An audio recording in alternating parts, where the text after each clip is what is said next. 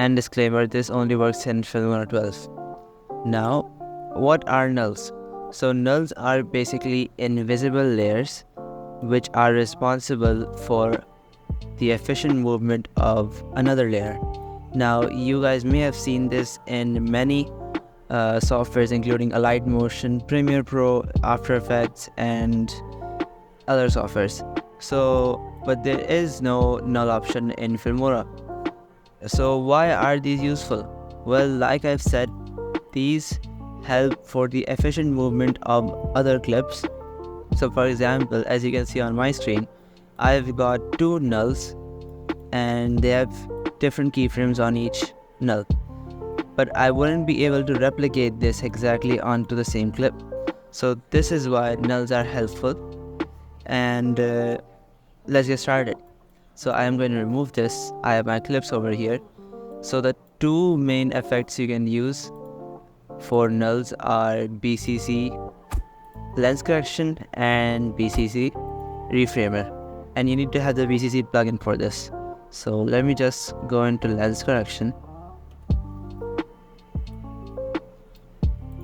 And as you can see, we have lens correction over here. Now, what this is mainly used for is for this curving effect of the clip. Now, you can maybe use this as a TV effect or of some sort, but this one is used for a zoom out. As you can see that when the clip is at a larger scale, we'll be making this movement as it becomes smaller, as the clip becomes smaller. So if you want to draw on this, then you can just write down in the comments. And now, why is this a null and how does it affect the other clip's motion? For example, I go to Scale Master over here and I keyframe it on one side. Then I go to the other end and keyframe it on the other side while making the Scale Master at a default of 100. Now, if you render this, you'll see that this is responsible for the motion of the clip beneath it. Now, nulls work quite different in Filmora. Now, how do they work? Well, what you have to do is just place the null above the clip and it will work. There is no parenting option and you don't need one either. So this is just how it works. Place the null above the clip which you want the movement on, and you're done. So this is how the Scale Master works. And sometimes it may be a bit laggy, so you can work out on this. And you can also individually control the x-axis, y-axis, which are used for bouncy animations, transitions.